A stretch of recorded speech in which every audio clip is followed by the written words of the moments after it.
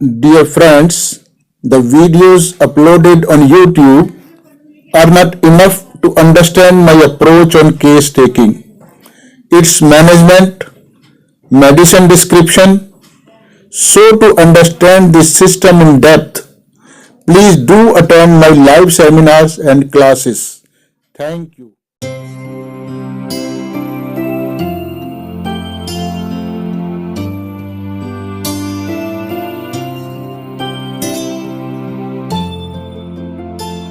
नमस्कार, मैं डॉक्टर नरेंद्र गुप्ता एक बार फिर आप सभी का स्वागत करता हूं अपने चैनल होम्योपैथी एनलाइटन में। आज एक छोटा सा केस स्टडी करेंगे। नॉर्मली जो दवाई हम यूज़ करते हैं इसको मेंटल सिम्टम पे, उससे थोड़ा सा हटकर है ये दवाई का उपयोग, क्योंकि अलग अलग एस्पेक्ट हम दवाई के सीखने होते हैं हमको, इसलिए मैं अलग अलग एस्पेक्ट पे केसेस दे रहा हूँ एक ही मेडिसिन के। तो ये महिला है, 46 साल की महिला है, जो पहले से मेरे से कई सालों से इलाज ले रही है। इसको अनेकों बीमारियां हैं और इसका एक फेफड़ा तो बिल्कुल काम नहीं करता है और दूसरा भी बहुत ही कम काम करता है, इसलिए इसको सांस लेने में काफ़ी कठिनाई होती है। और इसकी एक आँख में रात को सोते सोते ही एक बार ब्लीडिंग हो गई थी, तो जिसके कारण वो एक आंख इसकी अंधी हो गई। तो ये एक बहुत पुरानी बात है, यानी काफ़ी लंबे समय से ये एक आंख से अंधी है। शरीर पर बहुत ज़्यादा खुश्की है, तो इसी कारण से इसको बहुत ज़्यादा शरीर पर खुजली रहती है। तो इसको शरीर का कोई भी अंग दबाने पर, जैसे आप ऐसे दबाओ, तो कोई भी अंग दबाने पर बहुत ऊंची आवाज में डकार आना, जो ऐसे ये डकार मारती है, बहुत लंबी लंबी, और इसकी आवाज बहुत दूर तक जाती है।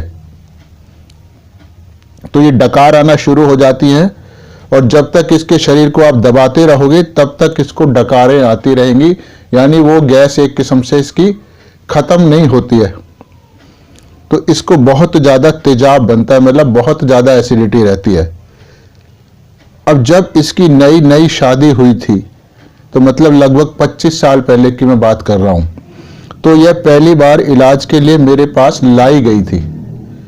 क्योंकि जब तो ये नई नहीं आई थी तो इसकी अपनी कोई चॉइस नहीं थी, ना मेरे को जानती थी, तो इसके ससुराल वाले मेरे को इसके पास लाए थे। क्योंकि इसको ससुराल वाले मुझसे इलाज करवाते थे और वो काफ़ी ठीक रहते थे, इसलिए वो जानते थे कि मेरे इलाज करने का तरीका अन्य होम्योपैथिक डॉक्टरों के इलाज करने के तरीके से पूरी तरह से अलग है और मेरे इलाज से रोगी को बहुत ही तीव्र गति से आराम भी आता है तथा रोगी बहुत जल्दी ठीक हो जाता है।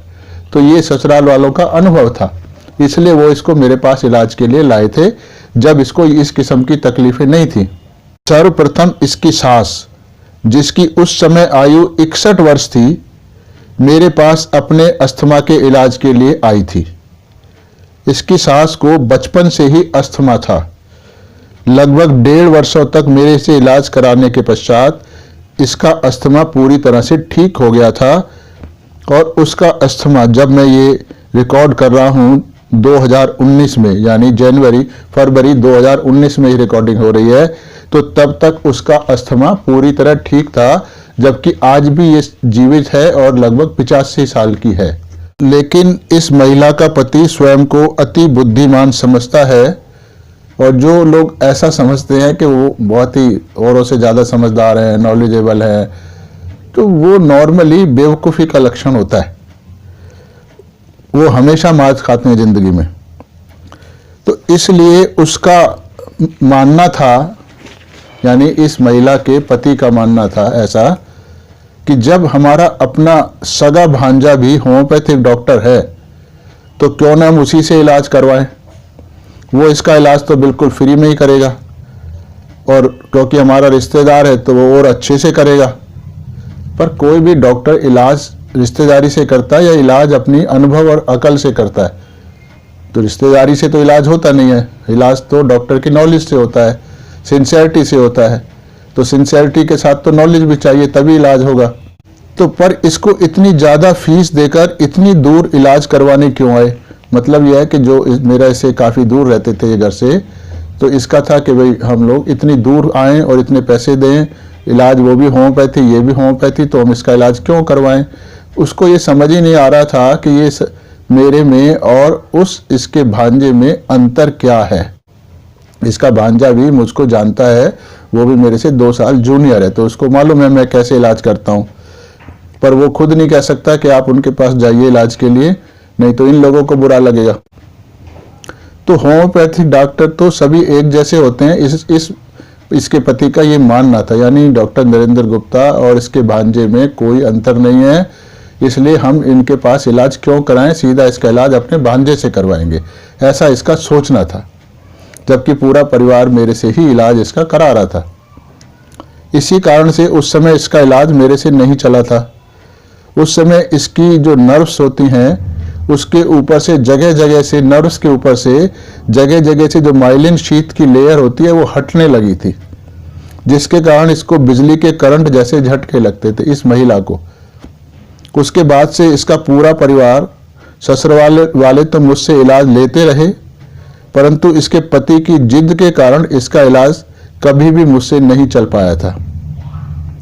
तो इतने लंबे समय में इसने तरह तरह के इलाज करवाए, परंतु इसको नए नए किस्म के अनेकों रोग लगते चले गए। ये ज़्यादातर मरीजों के साथ ऐसे ही होता है, जैसे जैसे उनकी उम्र बढ़ती है वैसे वैसे उनको और ज़्यादा बीमारियां धीरे धीरे करके लगने लगती है। ये सबका अनुभव है, पर ऐसा होता क्यों है? लोग कहते हैं कि ये बुढ़ापे की वजह से होता है, ये बुढ़ापे की वजह से नहीं होता है। ये जो इलाज चल रहे हैं, जहाँ जहाँ से इलाज कर रहे हैं, चाहे वो होम्योपैथिक हो चाहे दूसरे हों, वो असलियत में इलाज होते नहीं है।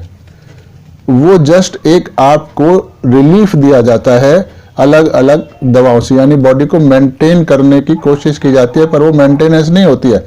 जैसे उसको खांसी हुई तो खांसी की दवाई दी तो खांसी ठीक हो गई, शुगर हुई तो शुगर के लिए इलाज देते रहे तो जिंदगी भर शुगर रहेगी, पर मरीज को चलता इलाज हो रहा है। तो वो इलाज नहीं होते हैं, इसलिए धीरे धीरे धीरे धीरे वो मरीज के अंदर का सिस्टम बिगड़ता चला जाता है, और इसलिए रोगी को धीरे धीरे डॉक्टर की जरूरत ज़्यादा पड़ने लगती है। पर हमारे इलाज में इसका उल्टा होता है। जैसे जैसे हमारा इलाज चलता है तो धीरे धीरे मरीज की इंटरनल सिस्टम इतना सुधर जाता है कि उसको डॉक्टर की जरूरत कम पड़ने लगती है। तो ये क्योर होने का सबसे बड़ी पहचान है। धीरे धीरे इसकी आंखें चली गई, फेफड़े एकदम से खत्म हो गए, एसिडिटी रहने लगी, और इसकी स्किन पर बहुत ज़्यादा एलर्जी रहने लगी, नींद आना बिल्कुल बंद हो गया, जरा सी बात से ही घबराकर बेचैनी रहने लगती थी, और ये रसोई घर में जाके अपना खाना बनाना इसके लिए बहुत मुश्किल होता था। जबकि इसका इलाज लगातार होम्योपैथी का इसके भांजे से चल रहा है, और बीच बीच में जगह जगह जब इससे नहीं होता है तो एलोपैथिक लेते हैं, पर ये मेरे पास नहीं आया। अब लगभग 3 साल पहले मजबूरी में मेरे पास इसको लाया गया है। इतनी सब बीमारियां होने के बावजूद इसका पति मेरे पास आना चाहता था, क्योंकि इसको पता लग गया भाई अब अंतर क्या है, थोड़ा सा तो पता लग ही गया। तो ये आना चाहता था इलाज के लिए कि मैं डॉक्टर नरेंद्र से इलाज करा लूँ, पर उसका मानना था कि होम्योपैथी का इलाज इतना महंगा नहीं होता है। वो अभी भी 25 साल के बाद उसको अकल नहीं आई है। और ये हमारे समाज की बड़ी विडंबना है कि होम्योपैथ को कोई नहीं पैसा देना चाहते, चाहे वो एलोपैथिक हॉस्पिटल में एक दिन में लाखों दे के मर जाए, पर होम्योपैथी के इलाज के लिए वो पैसा नहीं खर्च करना चाहते। जबकि अगर क्वालिटी होम्योपैथिक ट्रीटमेंट होगा तो हमारी फीस इन एलोपैथिक डॉक्टर की फीस से बहुत ज़्यादा होनी चाहिए, क्योंकि हम असली हेल्थ दे रहे हैं। मतलब मैं अपनी बात कर रहा हूँ, अपने सिस्टम की, सभी होम्योपैथ की नहीं कर रहा हूँ। और इसीलिए मैंने चैनल भी बनाया कि ताकि सब लोग उस किस्म का अच्छा इलाज दे पाए। तो सभी होम्योपैथ तो बहुत सस्ते में दवाइयाँ देते हैं, फिर से इतनी ज़्यादा फीस ये लोग क्यों लेते हैं? इसकी खांसी जब पिछले 5 महीनों से लगातार बनी हुई थी, यानी अब इस महिला की खांसी पिछले 5 महीनों से लगातार बनी हुई है, एक क्षण के लिए भी इसकी खांसी नहीं रुक रही थी। हालत देखिए, बिल्कुल लगातार इसको खांसी आती है, एक सेंटेंस नहीं बोल पाती है। ये पिछले 5 महीनों से इतना दुखी है। किसी भी प्रकार की कोई दवाई इस पर कार्य ही नहीं कर रही थी। इसके सभी घर वालों ने इसके पति पर बहुत जोर डाला कि भाई तू मान जा, अब तूने देख लिया इतने साल इलाज करा के कुछ हो नहीं रहा, तेरी बीवी इतनी दुखी हो रही है, तो अब तू उनके पास ले चल। तो बहुत जोर डाला, तो बिल्कुल मन मार के अनिच्छा से उसको मेरे पास इलाज के लिए उसने भेज दिया। वो खुद अभी भी नहीं आया, क्योंकि उसको तो अपने जैसे कहना ईगो हर्ट हो रही थी कि डॉक्टर नरेंद्र गुप्ता से मैं 25 साल बचता रहा और आज मुझको फिर वहीं जाना पड़ रहा है। तो उस समय इसकी खांसी मेरे क्लिनिक में ही शांत हो गई थी। मैंने जब इसको केस लेके इसको दवाई खिलाई तो वहीं ये शांत हो गई थी। ये सब ने देखा है और तभी से ये मेरे इलाज में बनी हुई है। अब इसका पति और इसकी बेटी भी लगातार मुझसे इलाज करवा रहे हैं। उनका स्वास्थ्य निरंतर अच्छा होता चला जा रहा है। तो इतनी सारी भूमिका इसलिए बतानी पड़ी है क्योंकि आज की तारीख में रोगी के लिए सही दवाई का चुनाव करने के लिए पुरानी अवस्था का भी ज्ञान होना जरूरी होता है। बैकग्राउंड हमें मालूम हो तो हम उसकी मेंटालिटी को समझ सकते हैं। इसलिए दर्शकों को इस रोगी की पुरानी अवस्था का भी ज्ञान होना अति आवश्यकता, इसलिए मैंने ऊपर ये सारी भूमिका आपको बताई है। तो अब हम रोगी की वर्तमान अवस्था पर आते हैं। यानी पिछले 6 दिनों से निरंतर खांसी चली जा रही है। अब हम आज की बात कर रहे हैं, 3 साल पुरानी नहीं कर रहे हैं। यानी अब मेरे इलाज में चलते चलते भी इसको 6 महीने और 6 दिन से लगातार खांसी चली जा रही है। खांसी के लंबे लंबे दौरे पड़ते हैं। अभी कुछ क्षण के लिए खांसी शांत होती है तो फिर तुरंत ही खांसी का एक नया दौरा शुरू हो जाता है। इसने फोन पर मुझसे दवाई मांगी थी, परंतु ये अपने बारे में ज्यादा जानकारी नहीं दे पाई थी क्योंकि इससे बोला ही नहीं जा रहा था, खांसी इतनी ज्यादा थी। तो खांसी को भाई इसने इतना ही कह पाई थी भी मुझको कोई खांसी की अच्छी सी दवाई भिजवा दो, मतलब आने की पोजीशन में ये नहीं थी। तो इतनी सी जानकारी पर मैं इसको सही होम्योपैथिक दवाई का चुनाव जब नहीं कर पाया था, इसलिए पहले मैं इसको ड्रोसेरा दी, फिर ब्रायनिया लेने को कहा, पर दोनों दवाइयों से इस पर कोई भी प्रभाव नहीं हुआ। फिर मैंने इसको कोरेलम रुब्रम कहा, कुछ नहीं हुआ इनसे, क्योंकि मुझको इस फिजिकल सिस्टम की बहुत ज़्यादा जानकारी नहीं है। तो शायद मेरा प्रिस्क्रिप्शन गलत रहा होगा, मुझको ये निश्चित तौर पे मैं कुछ आपसे नहीं कह सकता हूँ। पर दोनों दवाइयों से इस पर तीनों दवाइयों से कोई भी प्रभाव नहीं हुआ और ये स्वयं मेरे पास अकेले आने की स्थिति में नहीं थी। जब इसके पति की छुट्टी हुई तो वो इसको मेरे पास लेकर आया। तो मैं रोगी से पूछता हूँ, रोगी जैसे बताता है मुझको 1 हफ्ते से खांसी बहुत ज्यादा हो रही, बहुत धीरे धीरे बोल रही है, क्योंकि इसमें तो अब इतने दिन खांस के इसके अंदर ताकत ही नहीं बची हुई है। इतनी भी ताकत नहीं है कि ये कुछ बैठ भी सके, इतना थक चुकी है 6 महीने में। एक तो खांसी का दौरा, ऊपर से लंग्स इसके खराब है दोनों। 1 मिनट के लिए भी मेरी खांसी शांत नहीं हो रही है। फिर मैंने इससे पूछा, भाई पर कि आप इतने लंबे समय से मेरे से बिल्कुल ठीक चल रही थी, तो फिर ये खांसी दोबारा किस वजह से हुई है? तो कुछ तो गड़बड़ करी है जिसके कारण ये खांसी हुई है, क्योंकि पिछले 3 साल से तो ये ठीक थी, इलाज तो चल रहा है इसका, बीच बीच में हम दवाइयां भी देते हैं इसको, पर ये ऐसे भयंकर स्थिति कभी नहीं आई थी इसको। तो ये बताती है, तो पिछले हफ्ते एक हम शादी में दिल्ली से बाहर एक रिश्तेदार के यहाँ गए हुए थे। दिल्ली में तो मौसम काफी ठंडा था, परंतु वहां मौसम एकदम गर्म था। उससे मुझको हल्की फुल्की खांसी तो वहीं पर शुरू हो गई थी, परंतु वो ज्यादा परेशान करने वाली खांसी नहीं थी। फिर हम शादी से लौटते समय हम घूमने चले गए, मतलब पिकनिक वगैरह टाइप जैसे टूर पे। तो वो जगह तो घूमने के लिए काफी अच्छी थी, वहाँ गुफाएं थी, बड़ी बड़ी चट्टानें थी। हम उन पर चढ़े, गुफाओं के अंदर गए, सब में बहुत मजा किया हमने। बिल्कुल वहाँ पोल्यूशन बिल्कुल नहीं था, तो बहुत अच्छा हमको लग रहा था। पर आपको तो पता ही है कि मेरे फेफड़े बहुत कमजोर हैं, इस कारण मुझको ये खांसी हो गई है। अब आप ध्यान दें, इसने खांसी की कुछ वजह बताई हैं अपनी, कि एक जो वहाँ ये लोग बीच में वापस लौटते, शादी से वापस घर लौटते समय बीच में जब ये रुके और वहाँ पहाड़ों में गुफाओं में गए, चट्टानों पे चढ़े, तो फिर उस एग्जर्शन जो हुआ और फेफड़े काम कर नहीं रहे थे, तो उसकी वजह से इसको ये खांसी का दौरा शुरू हुआ। ये इसकी अपनी सोच है। तो मैं पूछने लगा, मेरे को अभी पूरा नहीं समझ आया था, तो मैंने इससे पूछा था भाई किस कारण से, मतलब सर्दी से आप गर्मी में जाने के कारण हुई, यानी दिल्ली से वहां जाने के कारण खांसी हुई, या वहां से यहाँ आने के कारण हुई, यानी गर्मी के मौसम से वापस दिल्ली के सर्दी के मौसम में आने के कारण हुई है। वो तो एक वजह है ही, मतलब ये चेंज ऑफ टेम्परेचर तो एक वजह है ही, परंतु वहां जो चढ़ाई चढ़ी थी हमने, उसको मेरे फेफड़े बर्दाश्त नहीं कर पाए। वो इतना अधिक जो एक्सर्शन हो गया, उसी कारण से मेरे फेफड़े बर्दाश्त नहीं कर पाए। वो इतना अधिक जो एक्सर्शन हो गया, उसी कारण से मुझको ये खांसी हो गई है। और तब से अब तक 1 मिनट भी खांसी रुक नहीं रही है। खांसी करते करते पेट में, छाती की सारी नसें इतनी दुखने लगी हैं कि खांसी आते ही जैसे तो एकदम से सारी नसें मेरी फट जाएंगी। और मैं आपके पास इसलिए नहीं आ पाई थी कि अकेली आने की मेरी हिम्मत नहीं हुई, और मुझे आपके पास लाने वाला घर पर कोई था नहीं। तो मैं उससे पूछता हूँ, उस एक्सर्शन की वजह से कैसे इतनी ज्यादा खांसी हो सकती है?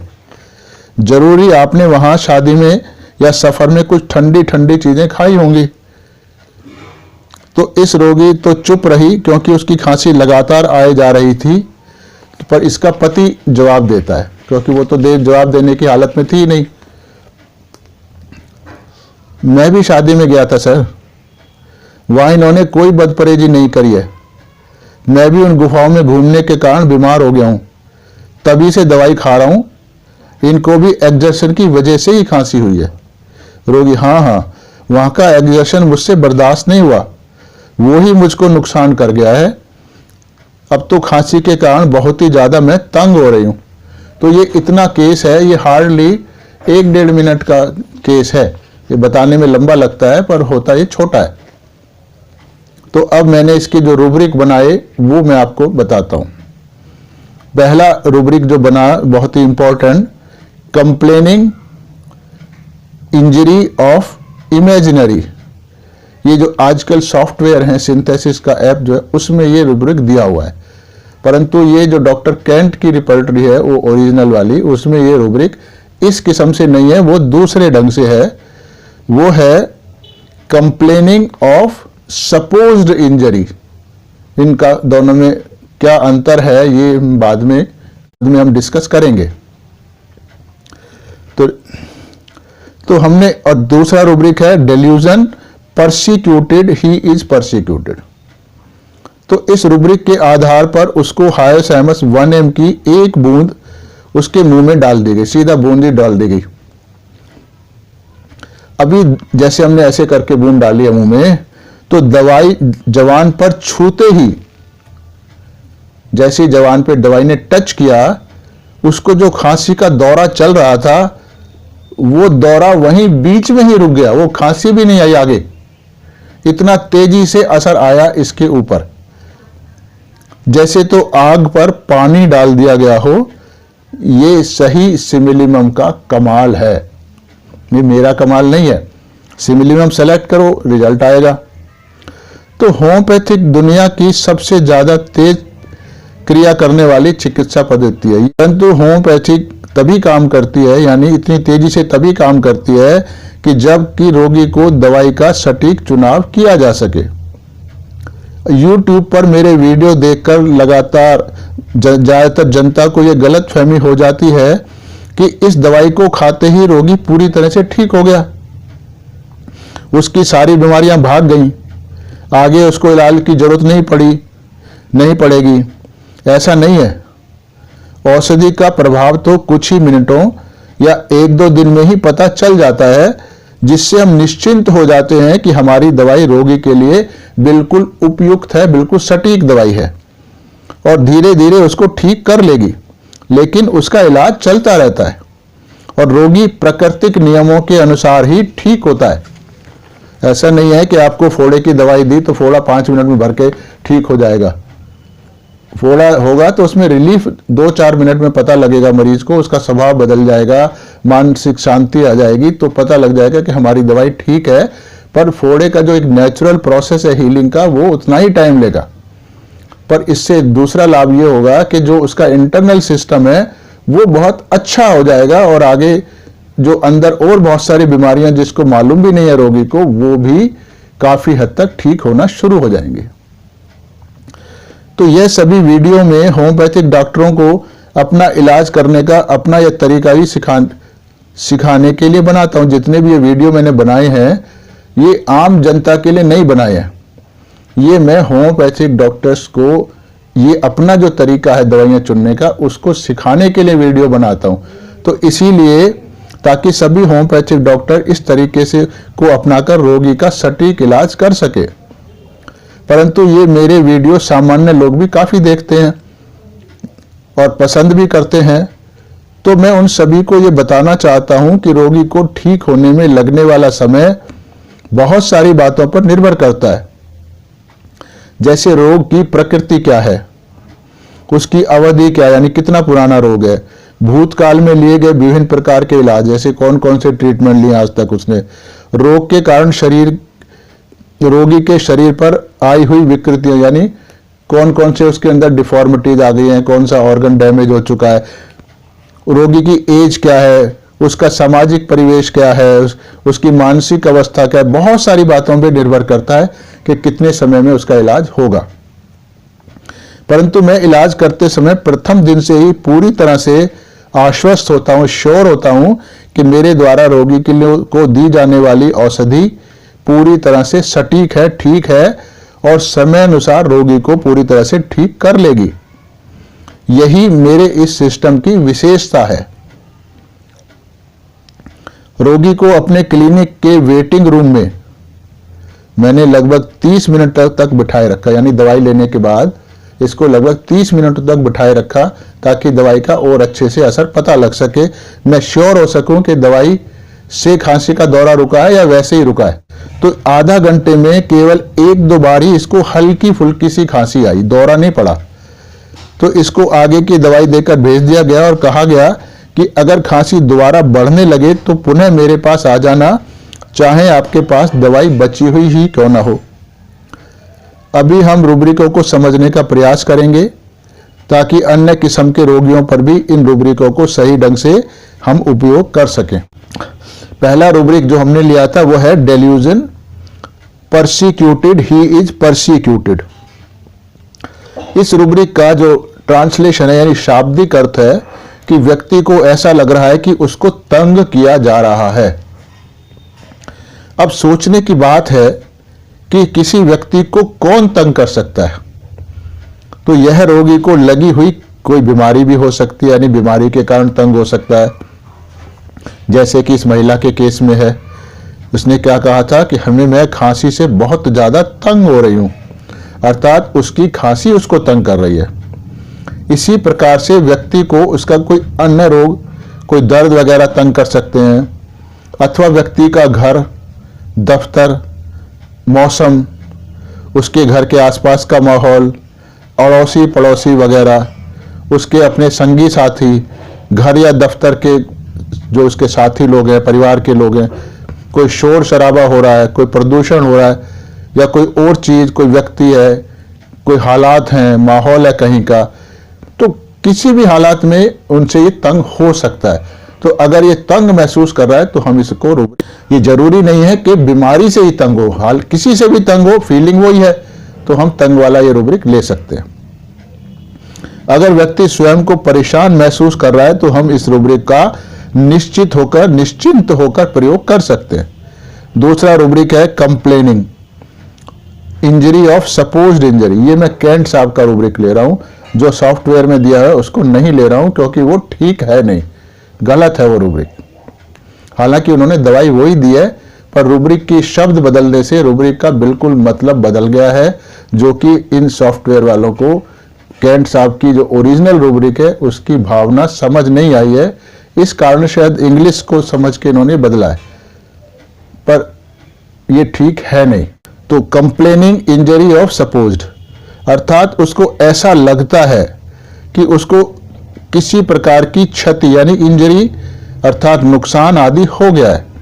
जैसे इस महिला ने बताया कि उसको पहाड़ी पर चढ़ने के कारण जो एक्सर्शन हुआ, जो थकान हुई, जो मेहनत लगी उसी के कारण उसको ये खांसी हो गई, यानी फेफड़ों पे जोर पड़ा उसको, अर्थात एक्सर्शन के कारण उसके फेफड़ों को क्षति हो गई, यानी इंजरी हुई, नुकसान आदि हो गया है, क्योंकि इसके फेफड़े तो पहले से ही काफी कमजोर हैं। अब कुछ और एग्जाम्पल ले लेते हैं इस केस के अलावा भी, ताकि इस रूब्रिक को समझा जा सके। कोई कहता है कि मैंने गोलगप्पे खाए थे तो उसका पानी बहुत खट्टा और ठंडा था, वो उसको नुकसान कर गया, उसी से उसका गला खराब हो गया, तो इसको इंजरी होगी गोलगप्पे के पानी से, ऐसा इसका मानना है। अब एक 15 साल का बच्चा है, उसने अपने जो फ्रेंड है उसके बैग से एक जूस की बोतल निकाल ली चुपचाप, उसको बिना बताए, और उसको पी ली। अब उसकी बोतल झूठी ना हो तो इसने ऐसे ऊपर से ऐसे करके वो बोतल से पानी मुंह में डाला, वो जूस मुंह में डाला, तो वो जूस सीधा इसके गले में जाके लगा, ऐसा इसका कहना है। तो बोतल को ऊपर से ही अपनी गर्दन ऊपर उठाकर पिया, जिसके कारण जूस सीधा उसके गले में जाकर लगा, और जूस में जो तीखा मसाला था जिसके कारण उसके गले में परेशानी हो गई थी। अब यह सब कुछ हुआ, यह तो सत्य है, ऐसा ही हुआ भी था, फिर भी व्यक्ति के दिमाग में यह बात घर कर गई है कि उसके कारण उसको, मतलब जो जूस गले में लगा उसके कारण यह समस्या हो गई है। ऐसी स्थिति में हम इसको रूब्रिक को बड़े निश्चिंत होकर प्रयोग कर सकते हैं। एक और केस एग्जाम्पल ले रहे हैं। जैसे एक बहुत बुजुर्ग महिला है जो अपने बिस्तर पर ही पड़ी रहती है, इतनी बुजुर्ग है ये और बीमार भी है, तो वो जो अपना पर्स है उसको अपने तकिए के नीचे रखती है, जबकि कोई भी खर्चा वो करती नहीं है। उसको पैसे, उसका पैसा भी उसका बेटा ही उसको देता है, क्योंकि उसको तो अपनी कमाई का कोई साधन है नहीं। अब बिल्कुल हड्डियों का ढांचा बनी है, कभी से भी क्षण इसकी मृत्यु हो सकती है। तो उसका अपना कोई कमाई नहीं है, ना ही उसको किसी खर्चे की कोई जिम्मेदारी है, केवल माँ की हिम्मत बनी रहे इसीलिए बेटा उसको पैसा देता रहता है, उसी पैसे को वो अपने पर्स में रखती रहती है। अब जब भी वह सोकर उठती है तो सबसे पहले वह अपना पर्स ढूंढती है।